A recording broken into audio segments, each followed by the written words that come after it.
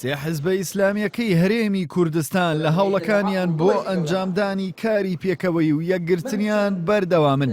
لەو چوارچێوەیەشدا یەکەمین دیداریان لە سلێمانی ئەنجامدا. یەکگرت و دەڵێت تا ئاستی بوون بە یەک حیزب بە هەموو شێوەیە کار بۆ لێک نزیکردنەوەی هێزە ئیسلامیەکان دەکەن. یەکگرتووی ئیسلامی کوردستان ئامادەی هەموو هەنگاوێکی هەر لە یەک لیستیەوە تاوەکو یەک فراکسیۆنی تاوەکو بەرەیەکی هاوبەش تاوەکو یەک حیزبی لە هیچ شتێکیانە ئێمە هیچ لەرەیەکمانتیانی و ئامادەی تەواومان هەیە بۆی. ئێمە چونکە قەنەعەتمان وایە کورد هەمووی پێویستمان بە یەخستنی ناوماڵی کوردستانی هەیە ئەو جاتوانین لە ئاست چاوەڕوانی جەماوەرەکەمان بین و لە ئاست بەرپرسیارەتەکانمانە بین. مەگەر لەسەر بناغی ئاشتەوایی و تەبایی و یەکڕێزی و یەکڕەنج.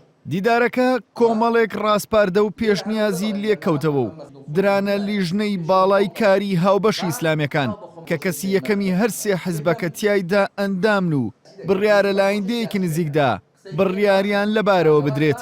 تەنها قسەکردن نییە لەسەر پرۆژەی ئیسلامی بەڵکو قسەکردن لەوەیە ئێمە وەکو ئیسلامیەکانی کوردستان کە هەر لایەنەمان بە تایبەتی ئەو سێلایەنە حەجێکمان هەیە لە پەرلەمانی کوردستانەوە کاریگەریشی محدودمان بووە لەسەر پرۆسی سیاسی چۆن ئەم توانایانە یەخێن بتوانین کاریگەریکی گەورەترمان ببێ هەم لەسەر پرۆسی سیاسی لە هەرێمی کوردستانە و هەم وەکو خۆمان وەکو لایەنە ئیسلامیەکان بتوانین هەڵوێستەکانمان یەخێن پرۆژەی کاری هاوبەش لە نێوانمانە بنیاد بنین بە هەر میکانیزمێ پێی ئەگەین.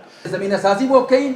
بزوتنەوەی ئیسلامیش دەڵێت هێزە ئیسلامیەکان بەرەو گۆڕانکاریەکی ڕیشەی لە ڕووی سیاسی و فکریەوە هەنگاو دەنێن. لە حقیقەتدا ئیسلامیەکانی کوردستان بەرەو تەحولێکی فکری و تەحولێکی سیاسی لە داهاتوودا هەنگاو دەنێن و نەخشە ڕێگایەکی هاوچەرخ کە گونجاو بێت لەگەڵ بارودۆخی ئێستای هەرێمی کوردستان بنیاد دەنێن. نزیکەی ساڵێکە هێز و لایەنە ئیسلامیەکانی هەرێم سەرقاڵی خۆکۆکردنەوە و خۆڕێخستنن بۆ ئەوەی لایندەدا لەژێر یەک ئاڵاو دروشم و پەیامدا درێژە بەکاری سیاسی خۆیان بدەن. سێ حیزبە ئیسلامیەکەی هەرێمی کوردستان لە ماوەی ڕابردوودا تەنها پاشکۆی ئیسلامیەکان یەک بوو، بەڵام لە ناوەڕۆک و شێوازی کارکردنیاندا سێ حیزبی تەواو جیاواز بوون. بۆیە دایانەوێت بەم پرۆژەی کە ئێستا گەڵاڵەی دەکەن لە ئایندەدا حیزبێکی یەکگرت و پێک بهێنن. ژاردەبا غێنارتی سلێمانی.